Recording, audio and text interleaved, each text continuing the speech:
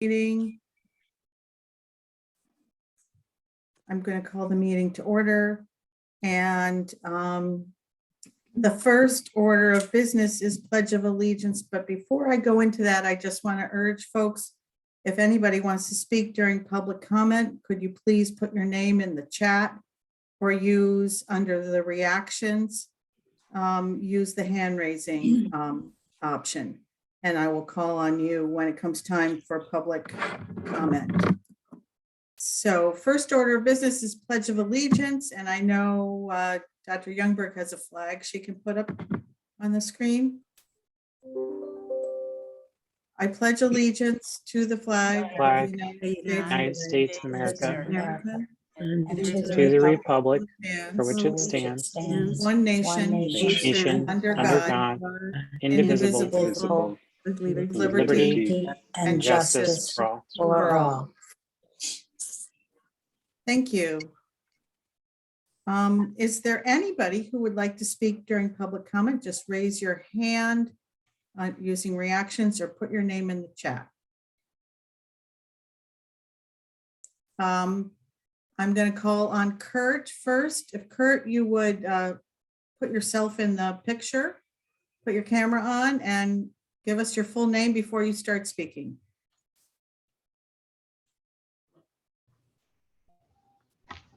Hi, good evening. My name is Kurt Hayes. I currently teach at Charles H. Barrell STEM Academy, and I've been employed by Windham Public Schools since September 2010. Did you have your hand raised to speak, Kurt?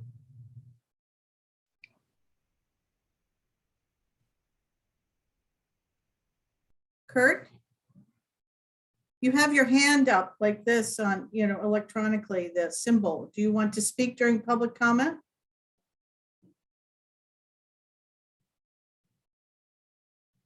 Okay, there must be some confusion there.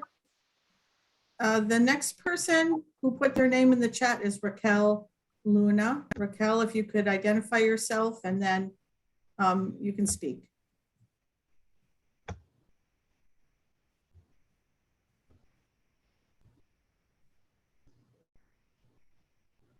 Raquel? Sorry, yeah, sorry. It's just like a really bad time right now here in the house. Okay, good evening. My name is Raquel Luna, and I live at 619 Jackson Street. I'm a parent of 3 children enrolled in Windham Public Schools, and I have been an employee at Windham Public Schools since 2010. I started as a reading tutor, and I began teaching when Natchog was temporarily housed in the middle school. I'm speaking tonight because I'm concerned with the changes being made and the steps that will be consolidated under the new contract.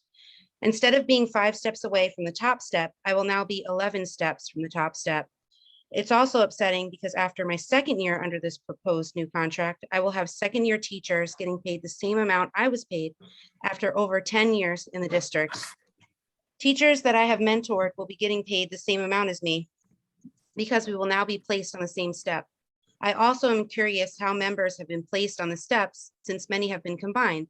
How many employees would be in each bracket? Were some in the top step moved down too? I didn't get that impression after the presentation. I advise the Board of Ed to take all of this into consideration because while I understand the need to pay incoming teachers more, it is important that we value the teachers that have been here and reward them for staying in the district, helping mentor new teachers every year that they come in. We have experienced the fatigue and burnout of new initiatives constantly being thrown at us, a lack of resources and funding, and the misuse of money, not to mention many other issues and challenges every year or freezes in the district. I think going through with these changes will cause many teachers to leave. I would also like to point out that the vote passed with union members, but that there was a very poor turnout because of COVID and other obligations. Many employees have families that they need to go home to, and they also have other jobs after school. Only 60 members voted. Again, I please hope that you consider this when voting later on, as there are many that are going to be affected. As a parent, these proposed changes also concern me. My children have had very different experiences from year to year because of turnover. Having a new teacher every year can greatly impact their education. Let's show the teachers that are here that we appreciate them. The top step is safe. New teachers are going to be getting more. What about valuing the time put in at the district, especially for those that have been here 6 to 10 years? Thank you. Thank you, Raquel. So I am just asking everybody on the board to please turn your cameras on. And if there's something that the host is doing to keep that from being able to happen, could that please be corrected? I would prefer it if everybody who's on the board would actually be on camera during the meeting so we can see you. And if every speaker is on camera during their speaking session, that would be helpful too, if that's Can I- possible. I'm sorry to interrupt. Can I ask a question? Because a couple people have sent me questions in the chat. Can you not see the board members? We can't see anybody but me and That you. is so strange. So I can see everyone. So I didn't realize, I was trying to figure out what they were asking me. So let me go see It's if on focus mode or something. So somebody HQ, you know, has changed the mode. So Yeah. a person only sees themselves and yeah, it says it's ending. I have no idea who did. I just clicked a button that said stop focus mode. I don't even know what focus mode is, but I stopped it. So could all the board members please put themselves on camera and everybody else? Thank you. Unless you're a member of the public and you prefer not to be on camera, That was weird. which is fine. Thank you. Folks, please don't text me while I'm trying to chair a meeting. It's very distracting. It's hard for me to give my attention to the board and answer your text messages. Kurt, I understand there was a problem earlier and you would still like to speak. So I'm going to go back to you, and if you would put your camera on, thank you. And you've already introduced yourself, so you can go right into what you would like to share with us. I'm glad you clarified that because I don't know at which points it cut out. It cut out after you introduced yourself. Okay, thank you. So I would like to speak tonight to highlight the proposed changes to the pay scale and how they will affect the teachers who have shown a commitment to Windham Public Schools. As it stands, employees who are currently on step 9 will be relegated to the first rung, this being step A of the new scale system. I also want to point out that I am not on step 9. But I wish to speak out for those employees in that situation, because I really would like to ask the question of how is it reasonable to compensate an individual with a decade of experience in Windham Public Schools or another board, another school system at the same rate as a brand new starter. And then that same step 9 employee who was 7 steps away from the top step will now be 12 steps away, right back to where they started at the beginning of their career. Does this sound reasonable? They will be compensated at the same rate as the new staff members that they will be expected to mentor and nurture through their first few years at Windham Public Schools. Teachers with up to a decade of experience are seeing their time at Windham Public Schools as unrecognized.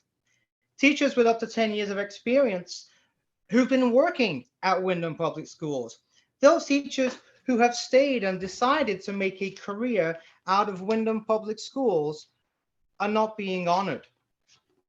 Teachers who have stuck with the district through the COVID pandemic, many of whom have served alongside members of the negotiating committee, creating and revising curriculum. These teachers are having their dedication to Windham erased. These teachers are effectively being asked to begin their careers with Windham Public Schools again. And back to the starting point. And I ask you this: is this a reasonable way to honor the staff who have shown a commitment to the children of Windham? How can we expect to retain our staff when we are treated this way? Thank you. Thank you. And for members of the public, I just want to clarify that we do not respond to questions posed to us in public comment. So we can listen to your questions and we can take them into account, but we don't respond to them in the context of public comment. Is there anybody else who would like to speak during public comment? Raise your hand, please. Oh, Cammie, go ahead. Hi, my name is Cami Nyland Poirier. I'm currently the president of the Windham Federation of Teachers. And I also had the honor of being part of the negotiating team. And I believe that when you're in a union and you're negotiating for your members, you negotiate the best contract you can for the vast majority of your members. And every contract that is negotiated, anyone that's ever been involved with a union and the process, you have, you don't get every single thing you want. Neither side gets everything they want. So our team felt we got the strongest contract we could get. We do want to attract and keep our younger teachers. It benefits all of us. And as a longtime Windham teacher, I do understand when you're looking forward to a certain amount of money that wasn't negotiated yet, but you look into that future. I totally understand the feelings expressed by Kurt and by Raquel, because I've been there before. And I just want to say on behalf of the negotiating team, we fought hard and we do feel it's a very strong contract. And we made sure that no member would take a reduction in pay. And by and large, the increases were increases that, we really think are something we haven't seen before.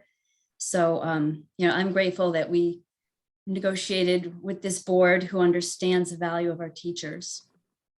Thank you. Thank you. Is there anybody else who would like to speak during public comment?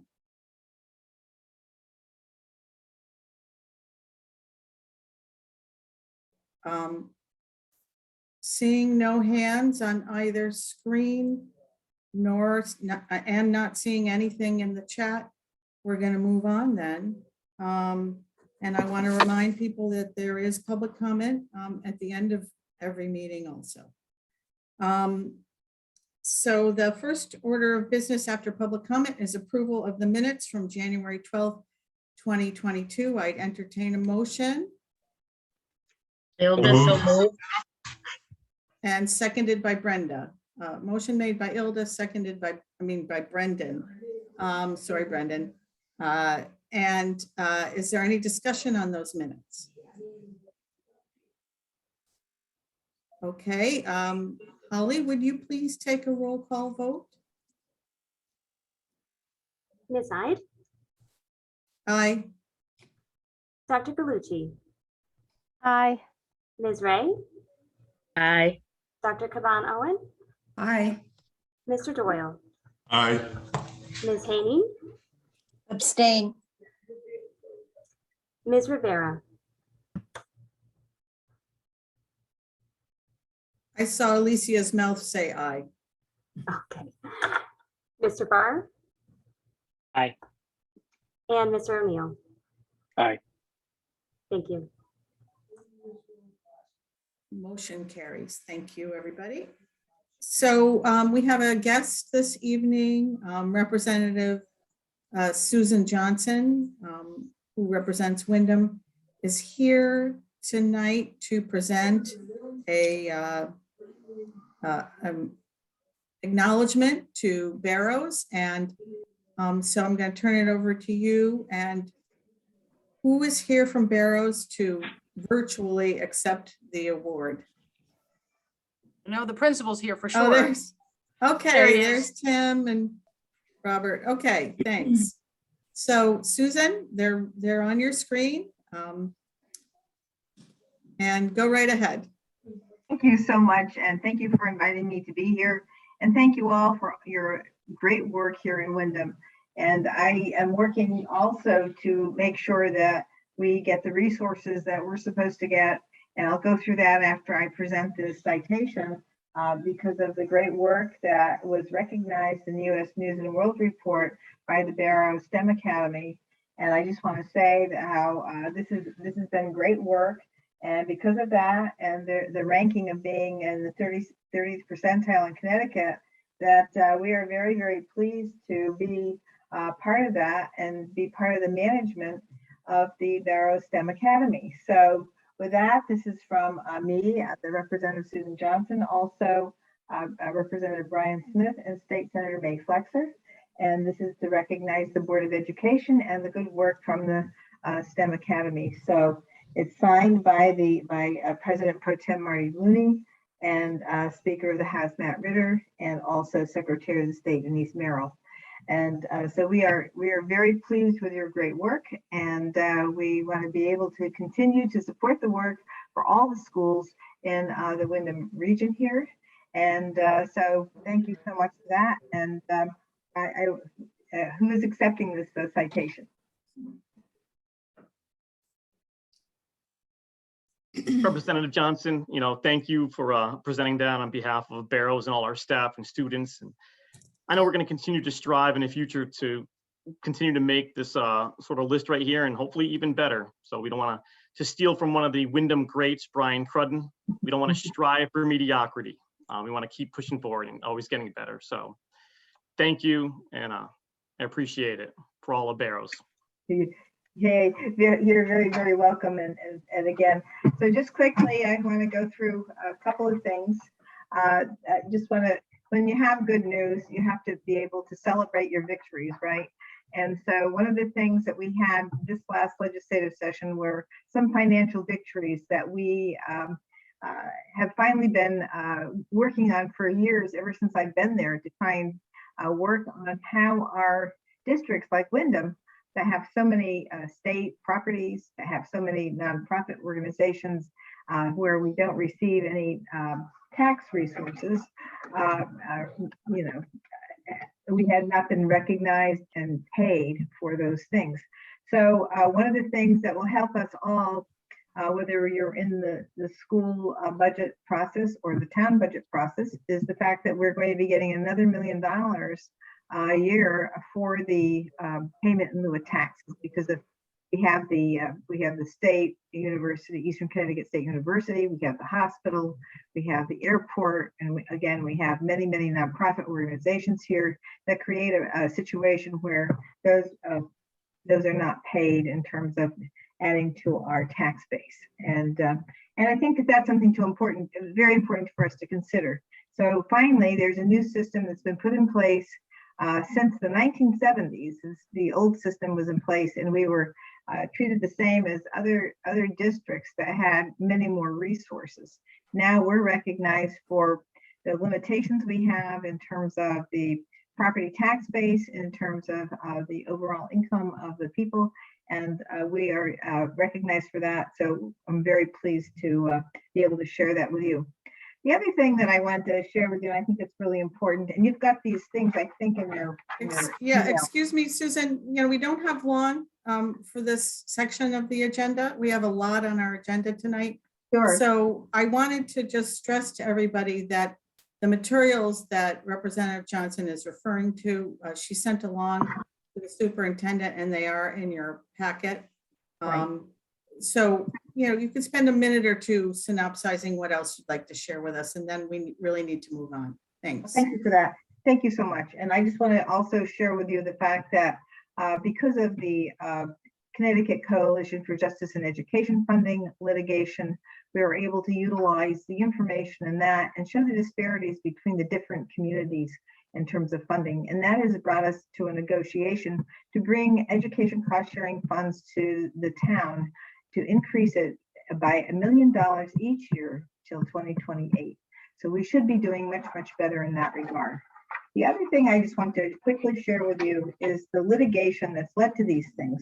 Horton versus Meskel is the litigation in 1977 and in the 1980s that created the education cost sharing grant to equalize educational opportunities all throughout the state. Sheff versus O'Neill is the litigation that created the magnet schools all throughout the state. And we have a little bit different type of magnet school here in this town, because we're not part of the Hartford region, and the Sheff really focused on the Hartford region. PJ versus the state of Connecticut is a special education litigation that created the special education funding that we have. And this is something I want to talk to you about quickly because I'd like to have your assistance this session. We are looking at the inequities in special education.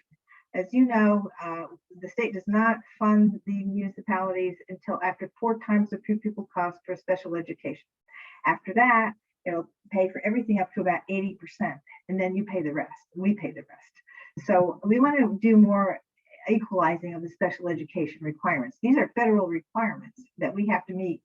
And this has been going on since the 70s, and it's been an unfair financing system. So we have a chance to work again, try and make sure things more equalized throughout the whole state. And so with that, I already talked to you about the CJEF versus REL and how we use that to create the education cost sharing formula equities over the next 10 years.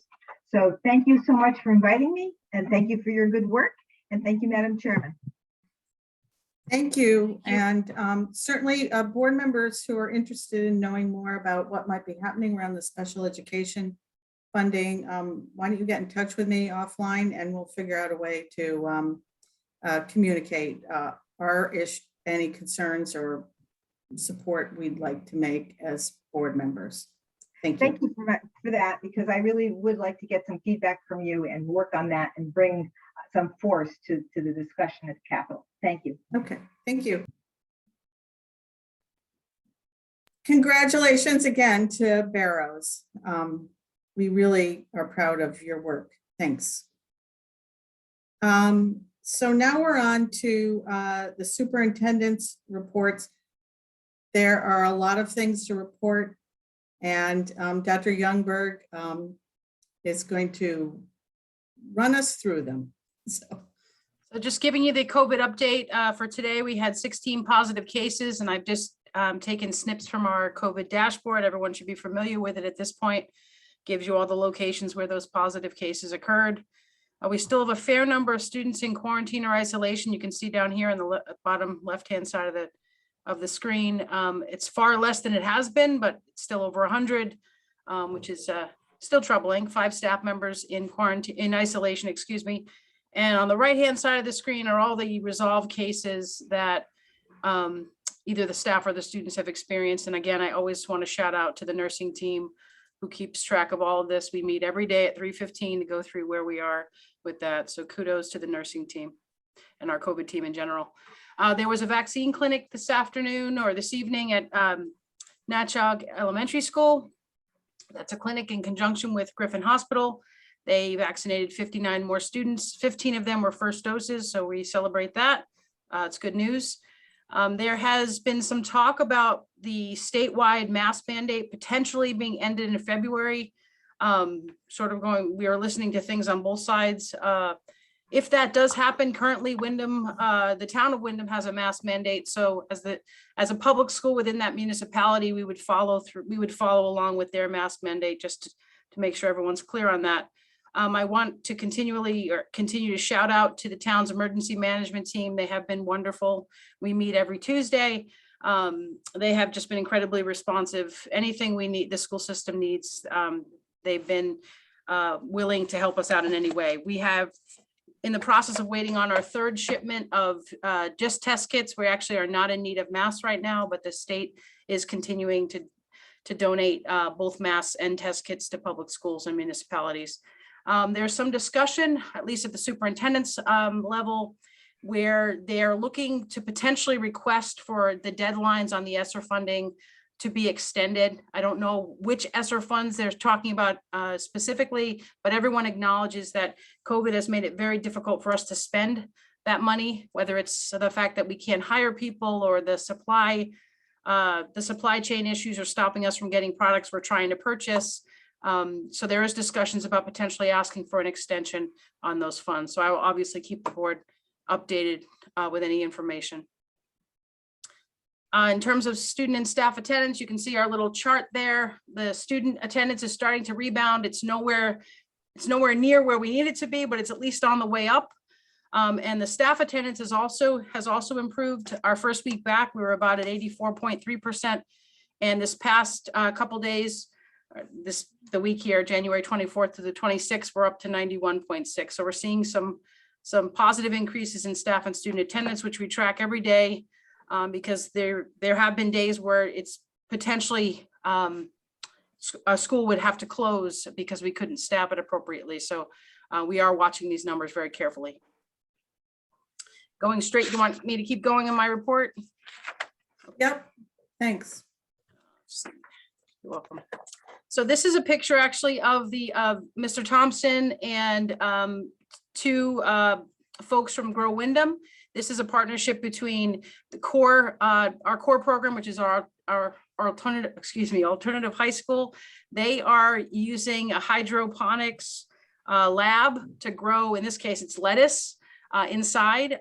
So food that we can actually eat. So they have, as you know from your board packet, they have a wonderful partnership where the students at core are going to be growing food. And Grow Windham and QVCC, where the students will be taking courses, are working together. So we're really proud of that very interesting looking thing right there. So yeah, I know exactly. I see Katina clapping. It's a really neat experience, and wonderful to say that our alternative high school is offering it. So we're very proud of that. Want to shout out to Windham Middle School for their donation of 647 non-perishable food items in December. That was Paula Erickson's team, and we're proud of them for supporting the community. And also very proud of the fact that the teachers are focused on helping our students to be good humans. So kudos. I let the board know that Windham High School, or actually Windham High School teacher, Dara Bowling, will be teaming up with Sarah Mallory, who is the ACT High School principal. Students in Windham from grades 5 through 12 will team up with ACT High School students to put on a summer presentation of The Wizard of Oz. Those of you who know me know that that's quite a favorite for me. It wasn't hard to say yes to this. It should be a really interesting experience. And I'm told that several years back, when funding was available, that they did a similar presentation, a similar collaboration, and it was very well attended. So I'm looking forward to this summer of The Wizard of Oz. Oops. I want to acknowledge Natchog School and their work collaboration with the Willimantic Public Library. They are working to get every single one of their students a library card. And this work, I guess, falls under a grant, the James Webb Telescope grant through NASA. And Natchog School is one of only 60 schools in the country and the only school in Connecticut to receive the grant. So we're proud of Natchog School. And we're proud of the partnership with Willimantic Public Library. They right now are up to 42% of the Natchog students have a library card, but their goal is 100%. So we'll be tracking that data carefully.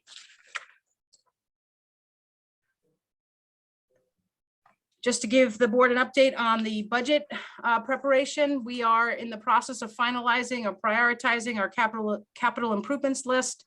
The principals are just about ready to present their draft budgets to their school governance councils. Just as a reminder, we verified with the State Department of Ed either last year or the year before that signing off on the budget, the SGC sign off is not a requirement for the State Department of Ed. Windham Public School has left it in as a procedure. We have it in place, but it's not a requirement. We still want, obviously, to get their feedback and have them work with us collaboratively. According to our budget calendar, the submission of all of our completed budgets to finance will happen on February 1st. And it says on our calendar that February 2nd, there'll be a discussion with Finance and Audit about the proposed budget and our capital improvements list. Finance and Audit is actually not scheduled to meet until February 16th. So Mark will follow up after this about how we'll do that. And if we'll be adding a meeting, how that will work. But I know if we're going to stick to that February 2nd date, we'll have to do something soon. And just a quick reminder that the Board of Education and the Central Office Leadership Team are doing a shared reading together. You should, board members and Central Office Leadership should have received an invite to a Google Doc. If you didn't, then we should let me know. We'll make sure you get it. But the Google Doc has a place for you to respond to the 3 questions that are posed at the end of chapter 3. If you could get your responses into that Google Doc by February 7th, I'll be able to analyze the information. Remember, we're not sharing any individual responses, just trend data. I'll be able to report out at the February 9th meeting. And if you have any questions about the shared reading, please let me know. Any other questions? Before we jump into the presentation on the possible idea of elementary school consolidation, I just want to say, as the chair of the board, that we're not taking action on anything this evening. The board members as a whole have not heard about the straw proposal that has been put out, which is just a jumping off point for conversation. It's very hard to talk about an issue in abstract. And so what Dr. Youngberg and Assistant Superintendent Neil Weathers did was put together a straw proposal to get reaction. It has been presented to the ad hoc committee that was looking at the issue of consolidation in December. And this is the board's chance to hear that presentation. At the last board meeting, we did share with everybody a draft outline of a process that we could go through that would elicit public feedback between now and June based on the straw proposal. And then the board would meet in June and hear that feedback and have some input as to whether or not they wanted to move forward and if they wanted to move forward, whether there were adjustments that they'd like to suggest, and then go back through another public process over the next few months and come back and revisit the issue as a board at the end of September or beginning of October next year. Now that's just an idea about how we could do the process. We're not going to take action on that tonight, though. We're just going to hear the presentation. We can raise some questions, but we're not going to get into discussion back and forth about this evening. This is not the place. We need to set aside more time to have that discussion as a board. So I'd just like to introduce Dr. Youngberg to run through the proposal, which board members did receive in hard copy at their homes.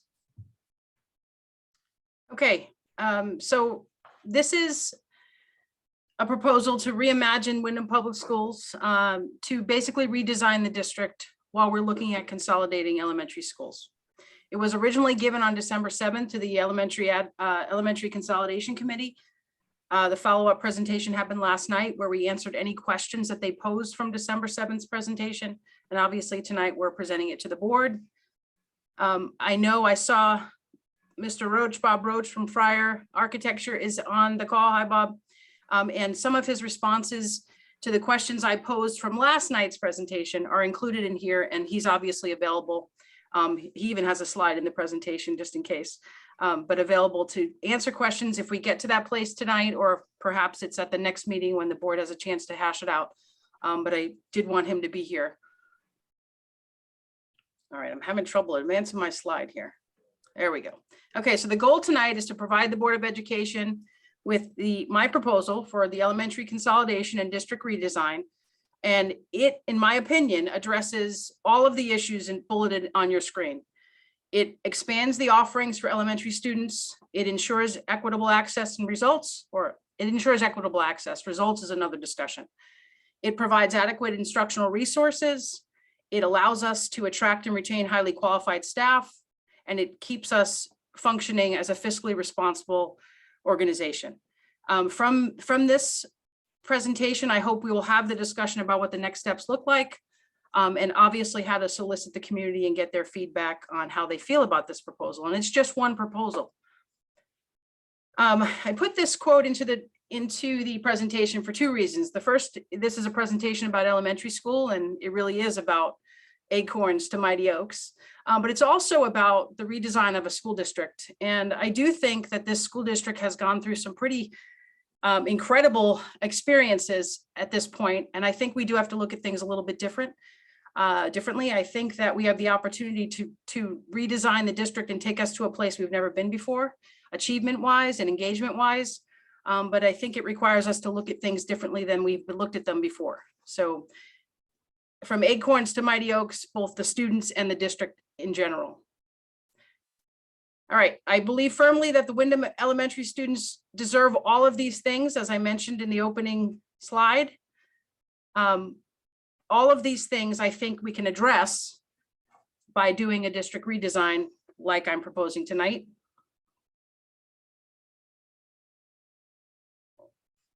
This is a visual that summarizes all the things we're going to talk about in this presentation. It shows that the district would end up with a K-4 two-way dual language school. That would be our Compañeros program at North Windham.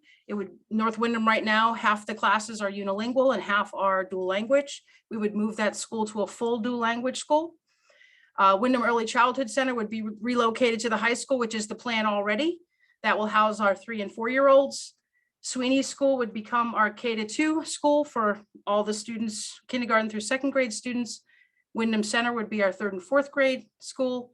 The 5th grade would return to Windham Middle School, which is the way the building was originally designed. And obviously our high school is 9 through 12.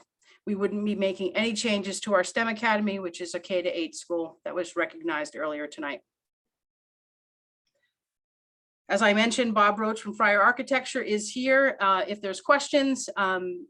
And his executive summaries from the facilities master plan has been uploaded to the website. You can find it under the board link, the board tab on our website. And there's an elementary consolidation section, so you can get to the specifics from the updated facilities master plan.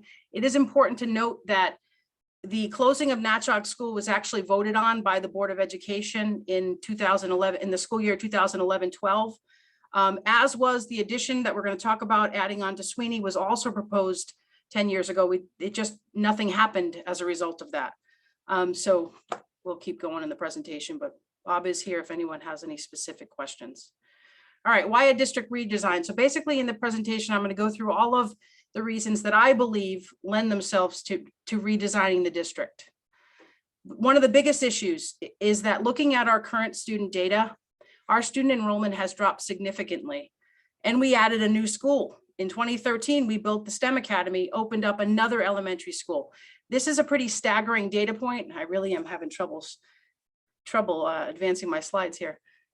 So the kindergarten through 4th grade student enrollment at North Windham School, Sweeney School, Natchog, and Windham Center went from 1,328 students in the 2010-2011 school year to 975 in 21-22. That is a reduction of 353 students. Like it says on the screen, this number is larger than the current enrollment of 3 of our elementary schools. Essentially, we have lost an entire school's worth of students for one reason or another. And as mentioned last night in the committee presentation, a decrease in enrollment is happening all over the state. It's not just Windham. The state of Connecticut is reducing student enrollment all over. So with a reduction of 353 students, it seems like it is not fiscally responsible to have 5 schools open that house elementary schools when there's only 975 of them. Another reason why I believe a redesign makes sense is Windham is currently spending a great deal of money, and I'm not certain that that money is getting to the students. The state has a metric called the per pupil expenditure, and Windham is spending a great deal of money. I think that the biggest reason why that is happening relates to the fact that our staffing structure is not aligned to our student enrollment, and we are operating a building we don't actually need. There are other factors, of course, but I think those are our biggest factors. And you can see here, what I've done is I've compared Windham's expenditures to our DIRG. And for those of you not familiar with DIRG, DRG, it stands for District Reference Group. So Bridgeport, Hartford, New Britain, New Haven, New London, Waterbury, those are all districts within our DIRG. They have similar student demographics. They have similar poverty levels. Obviously, many of them are big cities, and we're not a big city. One of the things that came up last night was the fact that, well-known fact, that Windham has the highest percentage of English learners in the state of Connecticut. That is true. Dr. Gallucci raised the point last night that may be what's costing us more money, and it is possible that that's contributing to the per pupil expenditure. But I'm going to show you some figures tonight where I think the reason why we're spending too much money and not actually offering things like competitive salaries, and sometimes not having the money to purchase instructional materials or upgrade technology, and the list could go on and on and on. I think it has more to do with what I'm going to show you tonight. We obviously need to focus on improving early literacy, and our district redesign places teachers at similar grade levels together. So for example, if we move to the district redesign, and Sweeney School is housing all of our kindergarten through second grade teachers.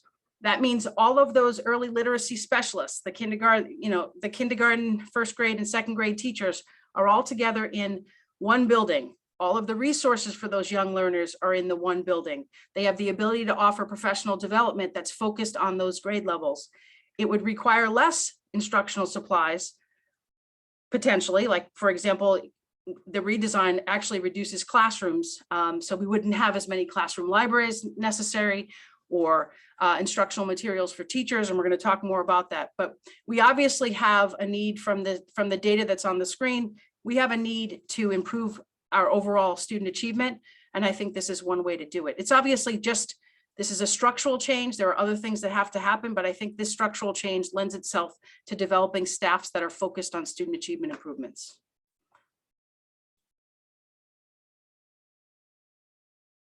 I'm so sorry that I'm struggling with this. So the last slide was reading, and this slide is math. Same thing holds true. Early numeracy is incredibly important.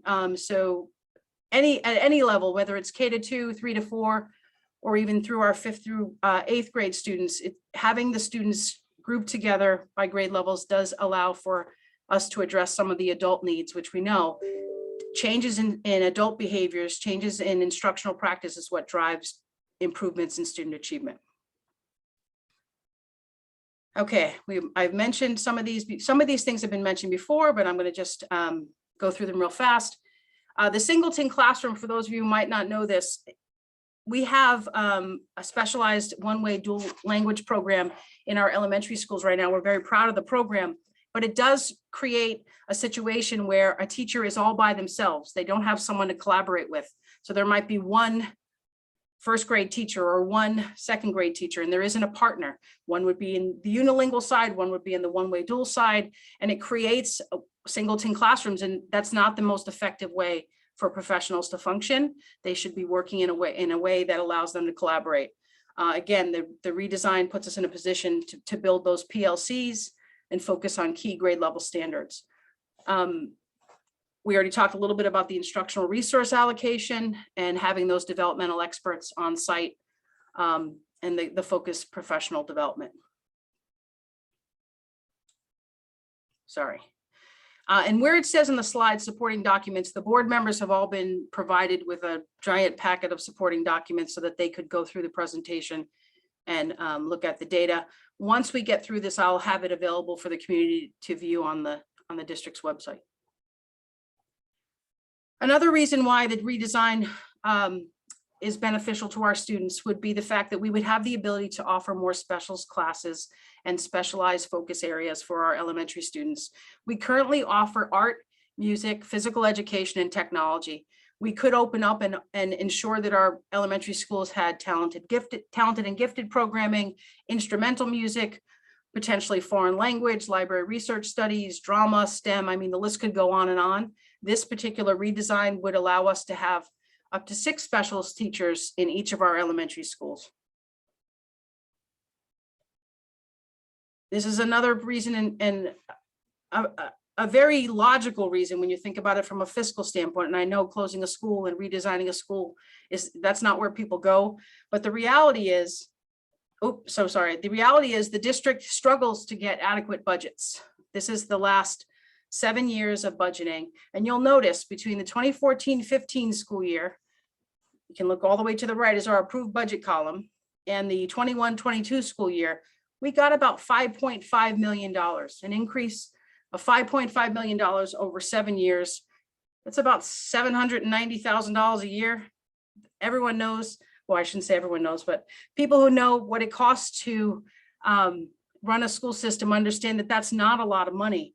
And last night in our presentation to the committee, what we heard was the budget struggle is something that's been going on in this town for decades. They were telling stories at the committee meeting about 25, 30 years ago. The same exact issues were in place. So by doing this district redesign and actually closing a building I don't think we need based on the number of students we have, we could avoid some of these struggles with the budget, which is not good for the district. So we want to try to avoid those, obviously. And you can see the data doesn't lie. Getting budget increases is not something that's easy in this town. This district redesign addresses our equitable access. Right now, we obviously have students that live all over town, both in Willimantic and out in the Windhams. This would create a situation where every student, kindergarten through second grade, would have the same experience because they'd be in the same place. Every student in grades 3 to 4 would have the same experience because they'd be in the same school. It would eliminate some of those things. And last night it was mentioned that people have said that you could potentially get a different education depending on which school you attend right now. So that's not how it should be. Every student deserves to have the best education, and they should be very similar if you live in the same town. This was a big one. I know at the beginning of the presentation, we heard some unhappy people regarding the latest contract. But the reality is we've increased the pay for teachers because one of the things the district has consistently struggled with is not being able to attract or retain teachers because they know they can drive down the road, 10 minutes and make a considerable amount of money more than what Windham's offering. So we're trying to get to a place where we have a competitive salary, and not just for our teachers, but for all members of the organization. We know that's going to cost us money. We believe it's going to cost us about $2.3 million, and we have a plan to pay for it, but we can't keep overspending and still be able to manage the fiscal responsibilities of offering competitive salaries. Closing Natchog School, for example, which we're going to talk about. And again, this is my proposal. It doesn't mean it's happening. It doesn't mean it's been approved. It's the proposal we're talking about. Would mean that we would be reducing our staffing structure by about 25 or 30 positions, which between those positions and the utilities and maintenance on the building would be a little more than $2 million of annual savings. And since we don't need the building because our student enrollment is so low, it seems logical and fiscally responsible to be considering this. Okay, so obviously staff members worry about what happens to me, and I don't blame you. Everyone has families to take care of, and this is your job, your career. So we completely get that. And those of you who have been with the district for a couple of years, the year that I took over, 2019, 2020, we did not get the budget we requested, and we did have to make some pretty significant cuts because we were behind the 8 ball by millions of dollars. So Neil Weathers and Stephanie Garrett and I, we worked really hard, and I have to give the credit to actually meeting with the staff members, to Mr. Weathers and Ms. Garrett. But we worked really hard not to lay people off. We tried to be as creative as we could to reduce the staffing structure considerably and not impact the humans that are involved in the process. So we can't make any guarantees, but I can tell you we've already shown in that year that we're going to work really hard not to impact the human beings and the staff members that we do value a lot. What I have here at the bottom of the screen is the data from the last 2 years of the number of teachers that have left us on their own. So for whatever reason, they changed districts, they retired, for whatever reason, someone would leave a job. And you will see that if we reduce the staffing structure by 25 or 30 positions, and this is just teachers, the 25 to 30 positions aren't necessarily just teachers. You will see that we're in the range of a normal year of the number of people that leave us. So we feel like we could do this without having layoffs. But obviously, all of the way those staffing cuts would be made and the places where staff members would end up would all be run through human resources, and it's all driven by contract language and certifications where applicable. So, but we would obviously, I'm letting everyone know that if this happens, we would make a commitment to the staff, to the employees, to try our best to take care of them, which is what we're doing now every single day. Again, you've seen the redesigned summary, and we'll just walk through each of the schools. So in the summer of 2024, if our Windham High School project stays on target, the Early Childhood Center moves into Windham High School. That frees up an entire hallway in Windham High School where grade 5 students could go back. And we had a conversation last night, and you'll see in the presentation, there's plenty of room at Windham High School for grade 5. There was some concerns that there wasn't, but there's a map in the board's packet that shows there's more than enough classrooms to house our 190 fifth grade students. So there's a rendering of the Windham Early Childhood Center, and the fact that they will move in the summer of 2024. That means for the start of the school year 24-25, Windham Middle School would become a 5th through 8th grade school. It would be my plan of having it be 2 schools within a school. Our goal would be to have 2 separate masters, well, to the greatest extent you can, 2 separate master schedules, so that the 5th and 6th grade does not necessarily interact with the 7th and 8th grade. Obviously, I have controlled interactions, right? We know that developmentally 5th and 6th graders are not the same as 7th and 8th graders, and they need to be treated differently in that. The Compañeros program would run 5th through 8th grade like it does now, but it would be housed in the middle school. And currently the Early Childhood Center has a main office and a separate entrance, which is what the picture at the bottom is. So we feel like we could easily run 2 schools within this campus. And that's actually how the school is designed. We heard last night in the presentation, some of the stories about why they moved the 5th grade out and put them back in. And I wasn't here for that. But I know that I have experience in running a school within a school. I was actually a principal of one for 7 years. It was actually a school that you can read about it. We were recognized for doing some pretty amazing things achievement wise. I know I could help our principals set this up so we had a very organized and well-run building, or two buildings in one campus. Some of the considerations for the middle school are up on the screen. We don't have to do a renovation, but there are some updates that the middle school would require. So just thinking about that, one of the things we need to do is a parking study. If we're bringing new staff members over, 5th grade staff members right now are not at the middle school, so we want to make sure there's enough spots for everyone. Some people asked about transportation costs. Right now, our 5th graders, about 89% of them already qualify for transportation, meaning they're already in our budget. So I don't think it's going to cost us a lot to move the 5th graders to another location. We're well aware of the middle school's coal-gen issues, and the bottom bullet is just saying that we can actually formally separate the 2 schools with the State Department of Ed. So that's another discussion if we get there. Okay, in the fall of 2024, it would be the 110th anniversary of Natchog Elementary School. And we would obviously want to recognize that. Natchog School was built in 1914 with a major update completed about 50 years ago in 1974. Even if the funding could be secured to get this building up to code, the campus footprint can't be changed. And it's a 3-story building, which presents some issues. And you'll see in the slide in a little bit about some of the specific issues that Bob from Fryer has pointed out for us. We would obviously want to celebrate the 110th birthday. It's a big deal. There aren't a lot of places that get schools to stick around for 100 years for obvious reasons. So it's definitely something that if we went this route, we'd have to make a very big deal about this and make sure that the community had a chance to say goodbye, because there's a lot of people who can say they've been to Natchog School or they went through Natchog School. And that's what this next slide is, just reiterating the fact that we'd celebrate the closure and include town and regional involvement.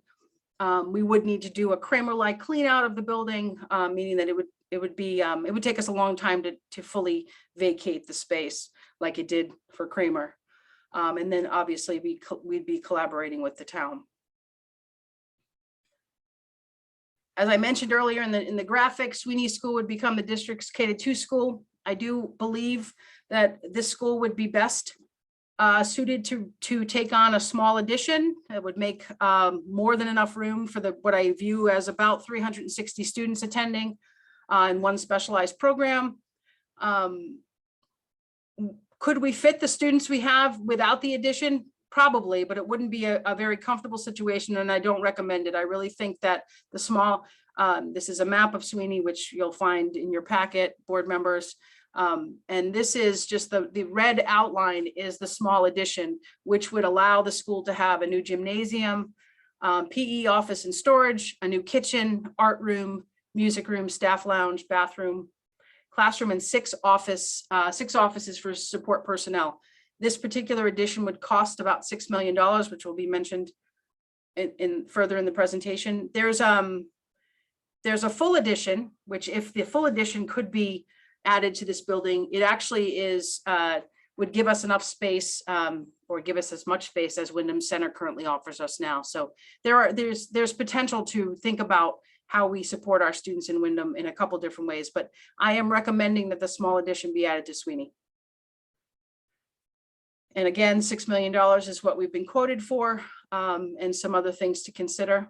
It is possible that if we did this in a timely manner, that some of the ESSER grant could be potentially, we could ask the State Department of Ed to consider funding the small addition. It does meet the requirements under the categories that the ESSER funds are looking for. Obviously, you need to make a revision to the grant. You need to get permission from the state, but it is something that is possible. So just to put it out there, if people are concerned about how would we pay for this, there are options. Windham Center School would be our 3rd and 4th grade school. It would house approximately 240 students, 12 regular classrooms, and 1 specialized program. Currently, Windham Center has 16 classrooms, and 14 of them are being used for regular education. So there's more than enough room in there. And there's a map also of Windham Center School showing where everything is. And in this particular map, we don't have them using their portables. If we did end up using portables moving forward, I want them upgraded. And I know we're looking to put a covered walkway between the school and the portables probably this year, because all of this is not happening for a few years, if it happens at all. And again, this is just a list of some of the things we're considering for Windham Center School. Just trying to think about the things that would need to be done to move to this, to move this school to a District 3-4 school. This is a picture of North Windham School. This would become, as we mentioned before, our K-4 dual language, 2-way dual language school. We could actually start moving students into this school as early as 23, 24. We'd have to have some conversations about the lottery and making, or I shouldn't say the lottery, the policies that govern the way we move students into this program. But it is definitely possible that you could start populating that program before we actually make the moves to the other schools. And again, a map of North Windham to show that everyone can indeed fit in the building. They actually have a portable that was just recently renovated. It's actually nicer than a lot of our classrooms in the district. If you haven't had a chance to see it, I highly recommend it. They did a really nice job. But in this case, we are not using the portable. We moved the music room into the building. It fits. They have more than enough classrooms. And again, a list of things to consider for North Windham School. As I mentioned earlier, no changes to Barrows.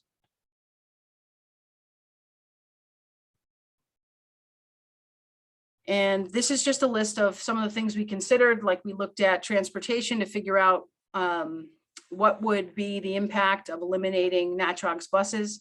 We know there's a savings of about $330,000 if we were to eliminate all of NATROG's buses. It's hard for us to do an actual estimate of the reconfiguring the K-4 transportation routes because we don't have actual addresses. But it is something we could potentially do a mock-up of, just using sort of fake addresses to have us do a run on it. But we don't, the way the program works is they plug in addresses and go from there. So we don't have them because, I mean, I suppose I could do it now and we could imagine what it would look like 4 or 5 years from now. All right, some of the things that we just want folks to know about. If we do not close an elementary school, it is very likely that we're going to be asking for large budget increases, which we know are very difficult for the school system to get. The asterisk up there for the first bullet is really telling you about the fact that our funding sources and our ability to spend money has been really impacted by COVID. So when we say potentially an 8 to 10% increase, that's under a normal year, a year that's not impacted by COVID. One of the things that will happen is we're going to lose 6 elementary classroom teachers and the supporting non-certified staff if we don't close a school. Essentially, we're going to start closing a school without closing a school because our student enrollment numbers are so low and we can't run classrooms with 8 or 9 kids in them. It's just, it just is not okay to have a classroom of 8 or 9 and a classroom across the, 2 miles up the road that has 15 or 18 or 20. So we have to start thinking about that and figuring out how to move how to make those adjustments. We are definitely overstaffed at this point for the number of students that we have. There may be some involuntary transfers. and some staffing reductions that may happen if we don't close a school. We will definitely start sharing specials teachers across schools, which folks will tell you is not something they'd like to do, but that would allow us to expand offerings and develop an equitable staffing structure. We would have to consider actually putting the money into keeping Natchog open, even though the campus has some pretty significant limitations. Out of area requests, I'm not going to get deep into this, but we have families that request for their students not to attend their neighboring schools. There's more than 100 families that do that. So we would not be able to continue to honor some of those requests. And the singleton classrooms will still exist.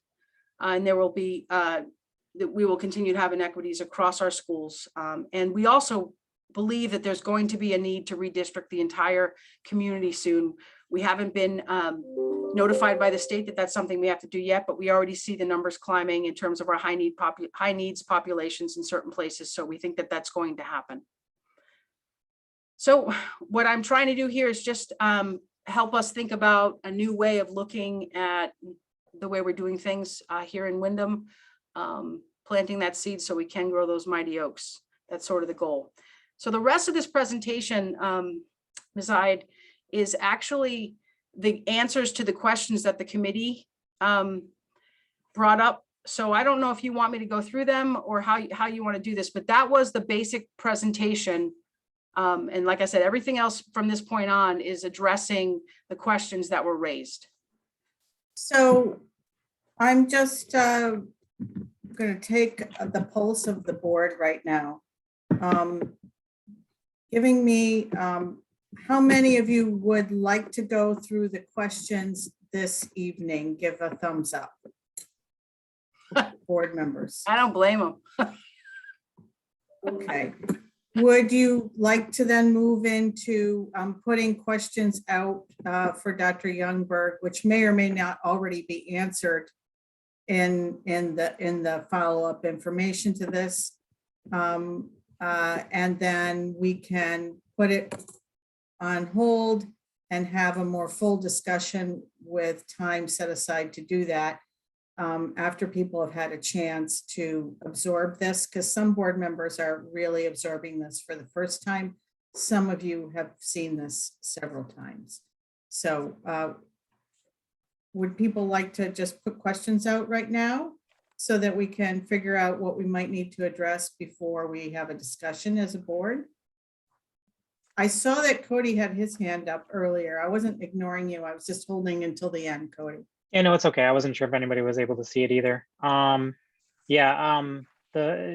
you quickly go back to the slide with the district map, Tracy? Sure. In particular, I was just hoping to get a breakdown of the specific inequities that were mentioned there. You did briefly talk about having a different experience, but I would like to know which inequities you are thinking of specifically. So some of the things that we talked about, because that question was raised by the committee. So some of the things we talked about is we have differences in class sizes between schools, some pretty significant differences. We have differences in the years of service. It's actually in the presentation here. We have differences in achievement levels, in events that take place in schools. Where is it? So, I mean, real quickly, I mean, my thought is, or your thought is that kids who are in classes that have more students probably don't do as well. Is that? That's actually not my thought, and the research doesn't support that. I mean, what the research says is if you're a highly effective teacher, it almost doesn't matter how many kids you have.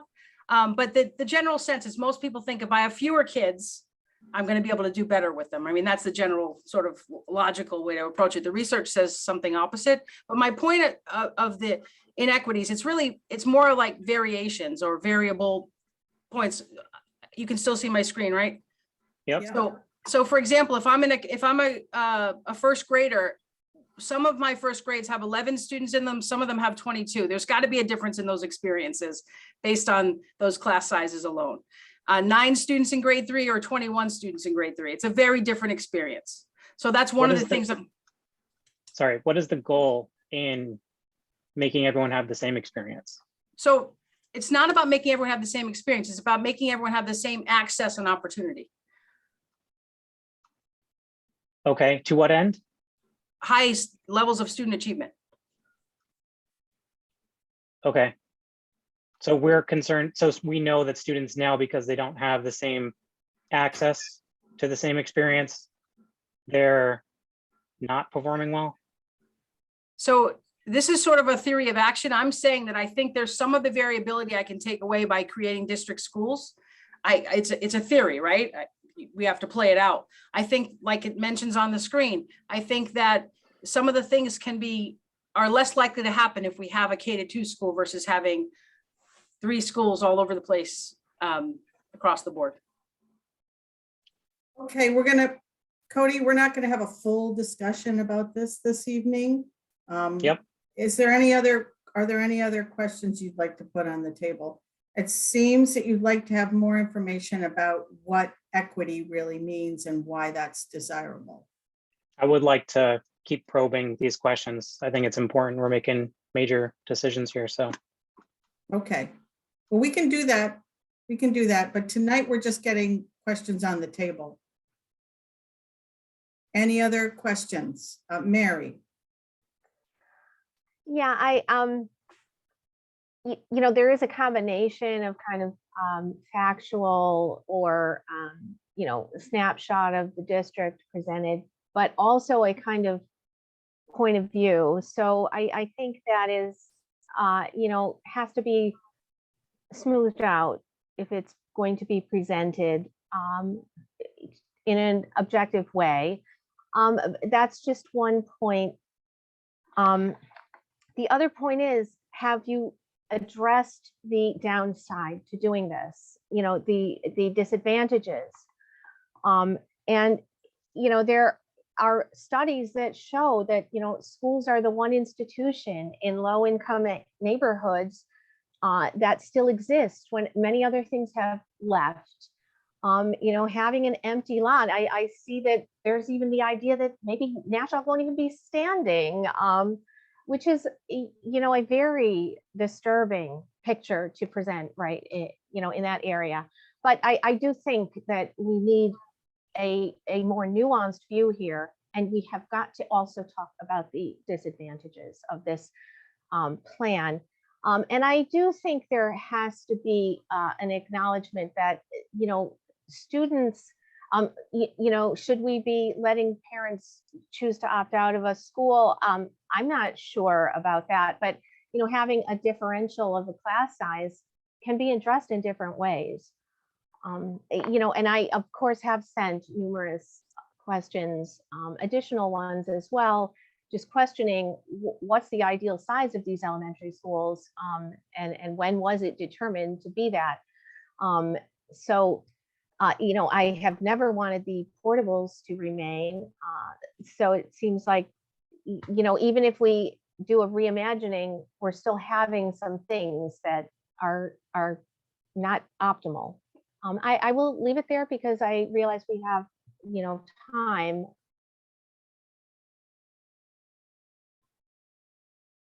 Thank you, Mary, and thank you, Cody. I'm writing down these issues that are being raised, and we'll figure out a way to have a discussion about this. I just don't want us to rush through. So I wanted to make sure we got major issues out on the table tonight, and we can figure out how we're going to deal with them in discussion. Anybody else on the board who has questions? Am I seeing everybody? I think. So none. So what I'm going to do now is invite board members to reach out to me with suggestions about how best we might move forward in the context of having a discussion and making a decision about moving forward with a public input process or not, how best to do that. I'd ask you to take a look at the outline that was presented to you in the last board packet and maybe use that as a jumping off place to respond. And about the process, if we take it out to the public. And then I'd also like to hear from you on the process for having a discussion about this at the board level. Would you like to incorporate it into a regular board meeting or have a special board meeting set aside for that? Just could you all reach out to me and let me know after this meeting? That would be helpful, so I can figure out how to make this work for us, to be able to not feel rushed and be able to really make sure all of our thoughts are shared with one another. So I want to thank Dr. Youngberg and Neil Weathers for putting this out there and sharing this with us. It's given us some food for thought and certainly elicited reactions from people. So we'll look forward to returning to this at a future meeting. Thank you. So the next thing are committee reports. And are there any reports from School Planning and Design, Finance and Audit, and Elementary Consolidation Ad Hoc Committee? So first up is School Planning Design. Is there anything to report, Brendan? Yes, School Planning and Design Committee met on January 13. It was our first meeting since reconstituting the committee. I'll be serving as the chair. We discussed our goals and a purpose statement. We kind of came to the agreement that the committee's focus is going to be to ensure our schools meet the needs of our students and staff while being safe and compliant with state code. We then had some discussion of the North Windham Solar Project and how that's being modified to meet the local zoning regulations. And that was our meeting.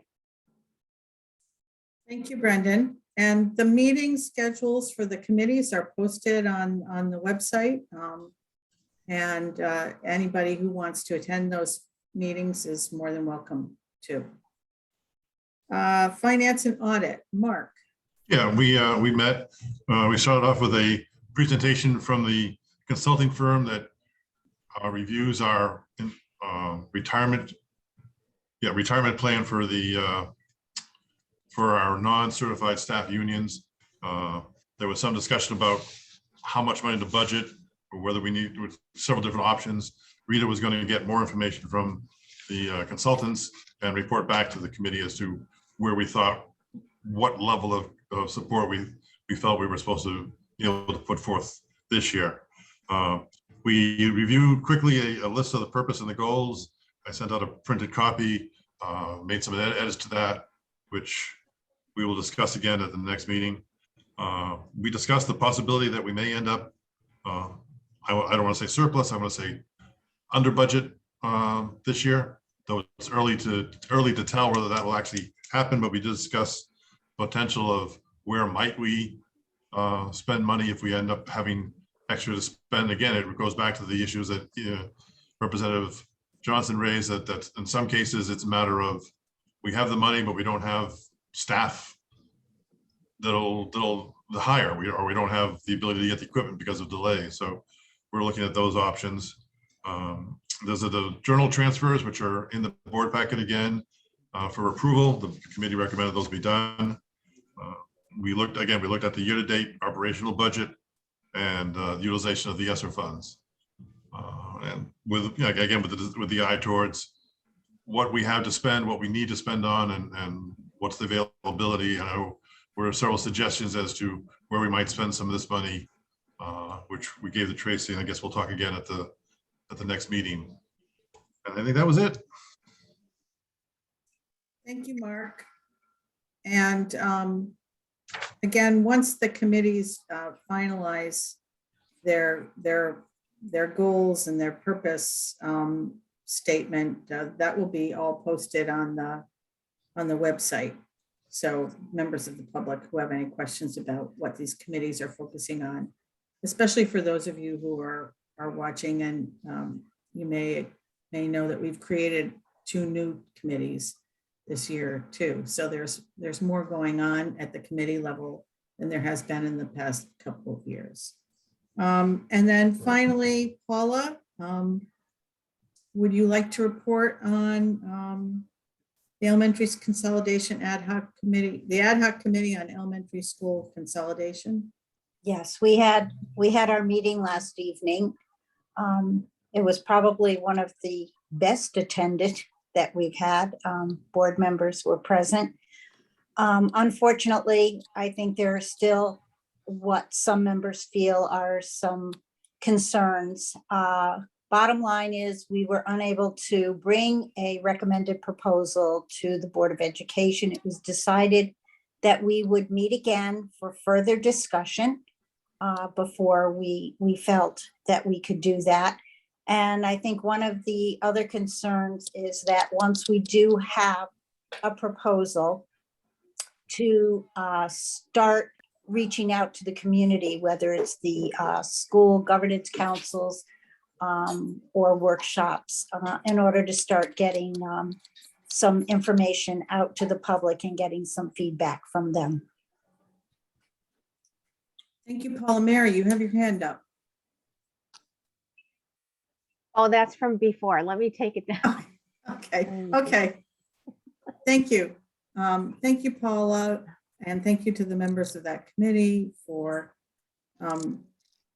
getting together and having another conversation to follow up on the December meeting.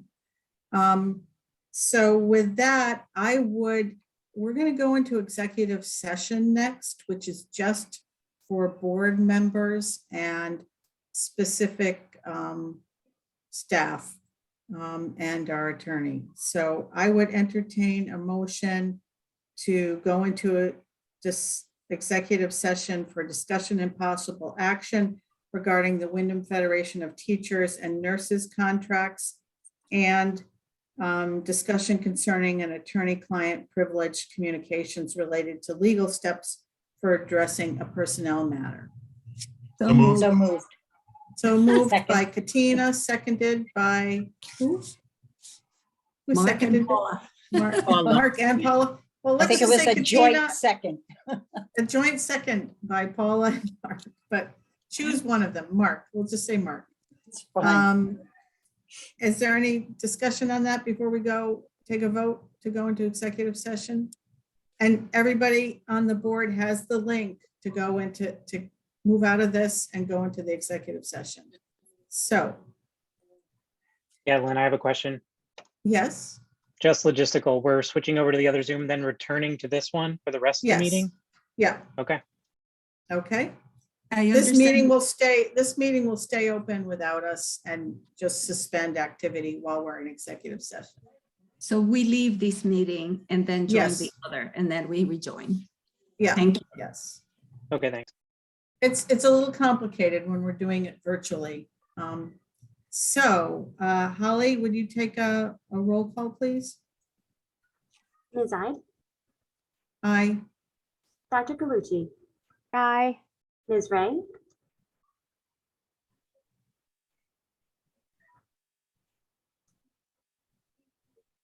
She must have already left. okay, Dr. Caban Owen, She must have already left also. Sorry. Mr. Go Doyle. ahead. He said aye without a sound on. Oh, aye. Thank you. Ms. Haney, Aye. Ms. Rivera, Ralph said aye. thank you. Mr. Barr Aye. and Mr. O'Neill. Aye. Thank you. Okay, we have enough votes, right, to go into executive session, Holly? Yes, we have all but two. Okay. Okay, so we'll go out and into executive session. See you on the other end, board members.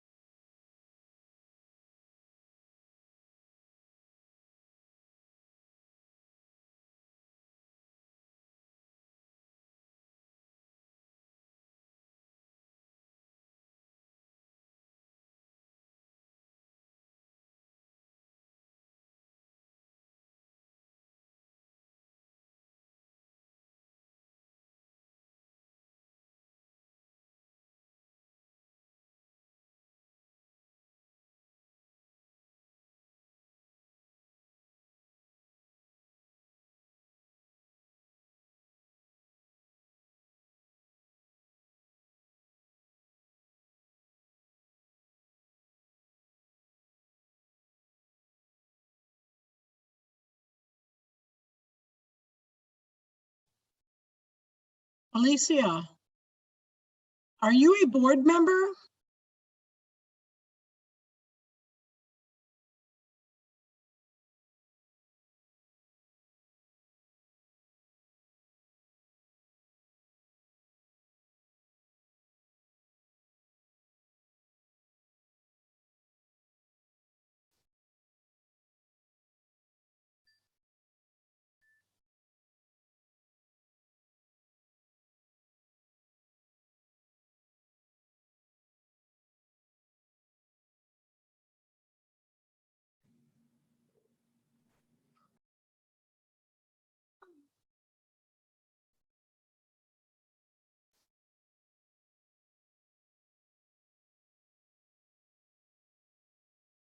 Alicia, you were probably sent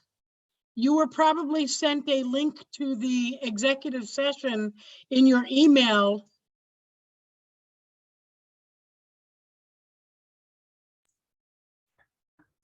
Alicia, you would have a meeting link in your Outlook in your calendar. So if you leave this meeting and then look at your calendar, you should have your link there.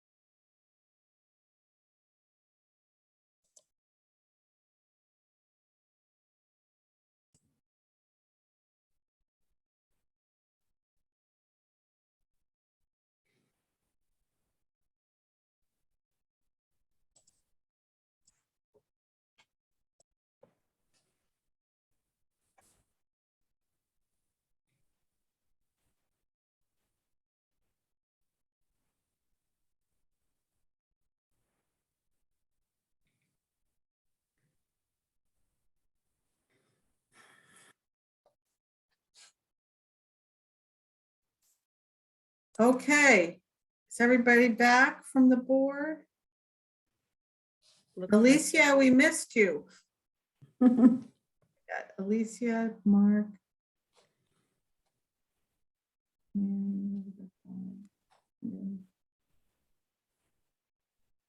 We're all here. Okay. Okay, so we're back into the meeting and we have some action items that we're going into now.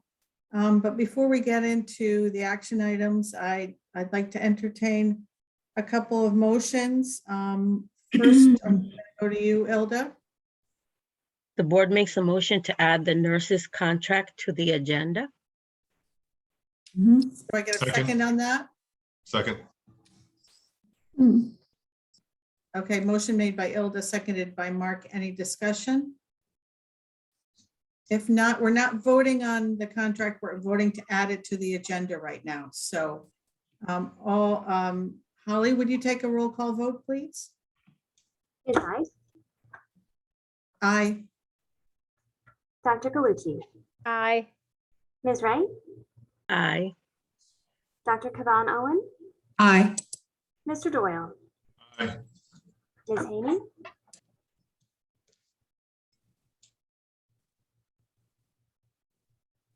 Ms. Haney, you're on mute.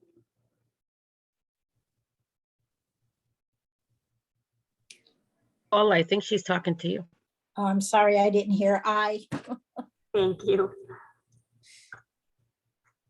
Ms. Rivera,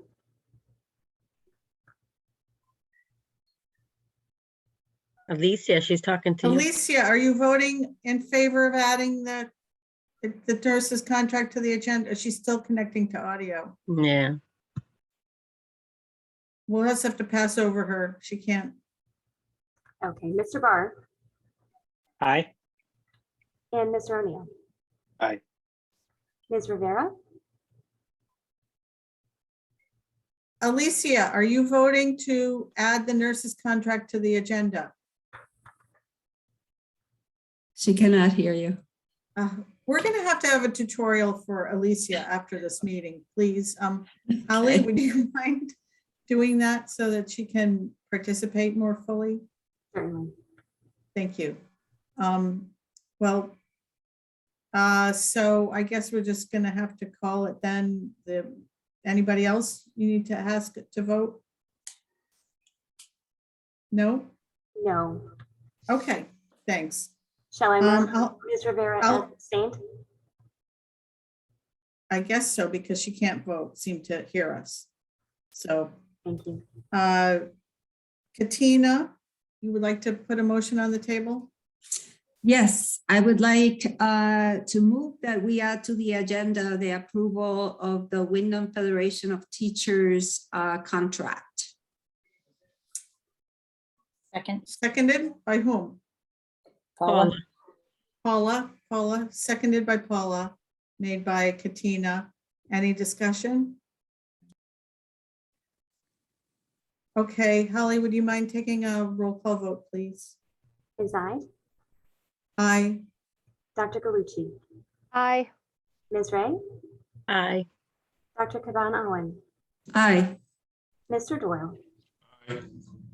Ms. Haney, Aye. Ms. Rivera, I don't know. We can't hear you, Alicia. You have to unmute yourself.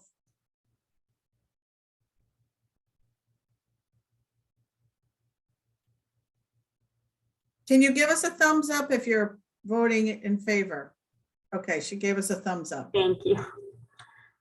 Mr. Barr, Aye. and Mr. O'Neill. Aye. Thank you. Thank you. Okay, so now we'll go on to take action on the action items on the agenda.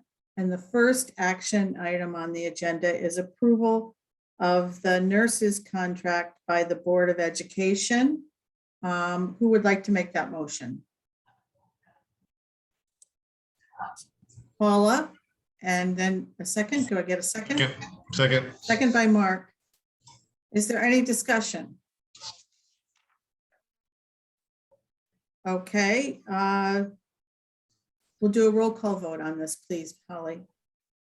Ms. Ide, Aye. Dr. Galucci, Aye. Ms. Ray, Absolutely. Dr. Caban, Absolutely too. Mr. Doyle, Absolutely 3.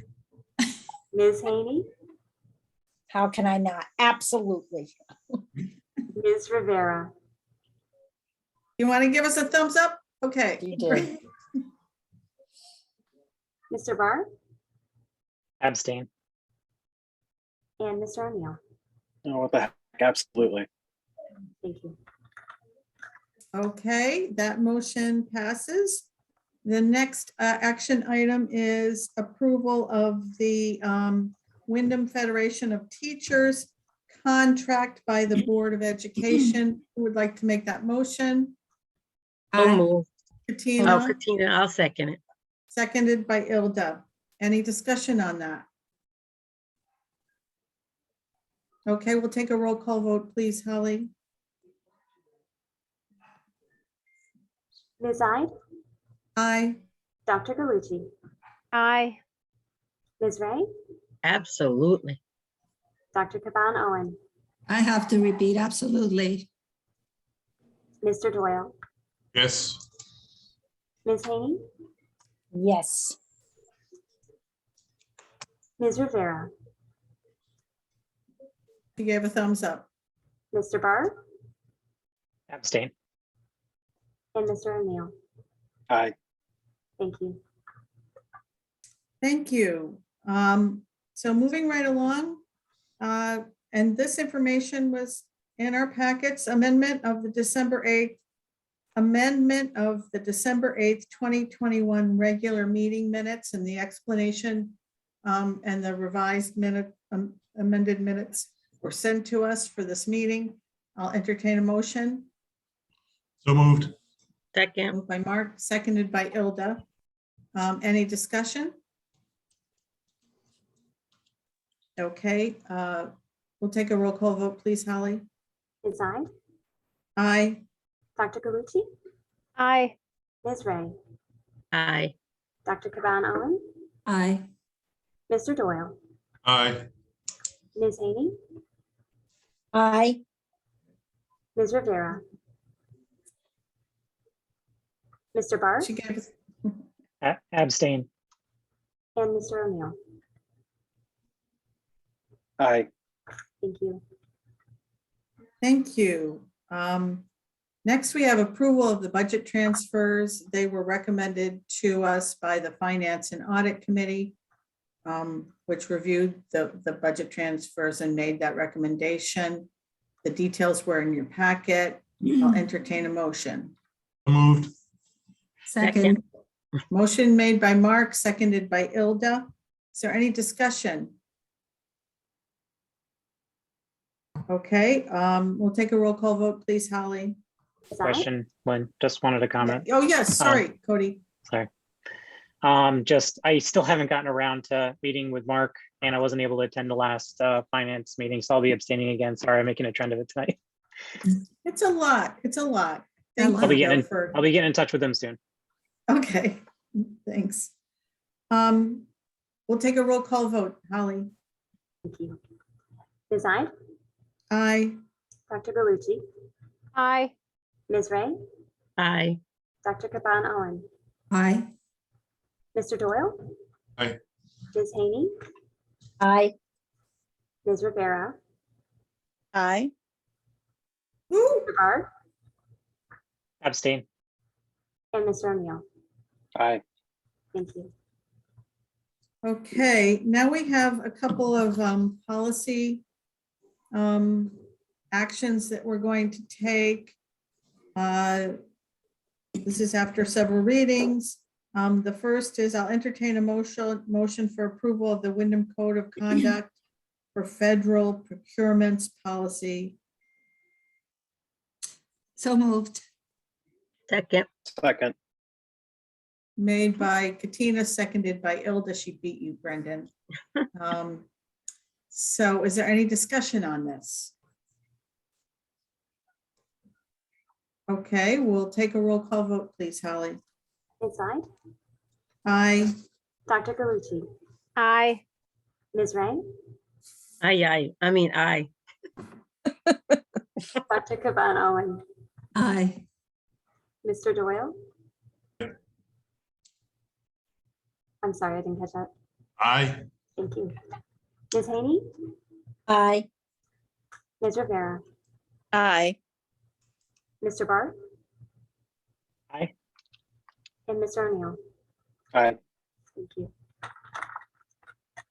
Thank you. Next is I'll entertain a motion for approval of the Windham purchasing policy.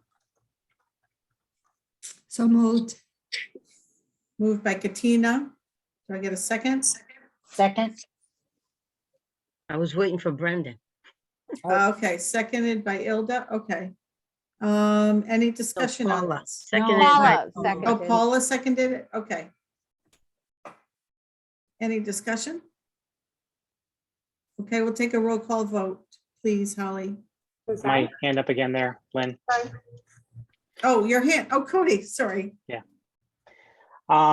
Yeah, I just wanted to mention, I had contacted Lynn specifically about this updated policy a few weeks ago before our previous board meeting with some concerns. In particular, there's a section underneath the purchasing guidelines for the procurement of property and services under a federal award. Within that section, it references Appendix A, which is really just like the federal regulations for how some of the regulations there outline how that money is supposed to be spent. In particular, there was one section that concerned me, and it's titled Contracting with Small Minority Businesses, Women's Business Enterprises and Labor Surplus Areas. What I mentioned to Lynn was that a plain reading of that section makes it clear, to me anyway, that women's businesses and businesses owned by minorities appear to be given preferential treatment when spending federally awarded funds. And I took issue with that mainly because I don't believe that we as a board should be making decisions about where to spend money based on a person's skin color or their gender. And just wanted to make sure that the board knew I had reservations about that. I understand the ramifications. It's a lot of money, especially all the COVID money, all the ESS, ER funds, something that seems unrealistic to refuse, but I think principally we should. Thank you. Is there any further discussion on this? Okay, we'll take a roll call vote then, please. Ms. Side, Aye. Dr. Galucci, Aye. Ms. Ray, Aye. Dr. Caban Owen, Aye. Mr. Doyle, Aye. Ms. Haney, Aye. Ms. Rivera, Aye. Mr. Barr, Okay. and Mr. O'Neill. Aye. Thank you. Thank you very much, folks. I know it's been a long meeting. We have a couple more action items to get through. And they have to do with donations. So the first one is approve a donation to the Windham Early Childhood Autism Program for the from the Leo J and Rose Pago, is there Pajo? Lynn, can we take these as, since both donations from the Pajot Trust, can we take them as one? Just vote on both? Would you of them at like, the same would you time? like to present a motion to take them on I as would one, Mark? make a motion that we move the approval of E and F, the donation of monies from the Leo Pago Trust with our gratitude. Second. Okay, seconded by Katina.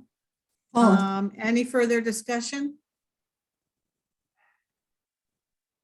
Okay, we'll take a roll call vote on the two put together into one motion.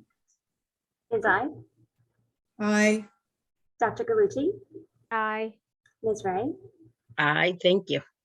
Dr. Cavan Owen, Aye. Mr. Doyle, Aye. Ms. Haney, Aye. Ms. Rivera, Aye. Mr. Barr, Aye. Mr. O'Neill. Aye. Thank you. Thank you, folks. So we're at the end of our business and we're open for public comment. Is there anybody who would like to speak during public comment? You can put it in the chat or raise your hand. I'm just going to go to the second page and make sure I'm not missing anybody. Okay, seeing no public comment, I'll entertain a motion to adjourn at 9:32. I move, we move. All right, Brenda. Good night, Okay. everybody. Have a good Meeting night, adjourned. everybody. Good Thanks, night. Tracy, Good for hanging night. out with us again Yeah. for the second time. Thank you. Bye. Bye, everybody.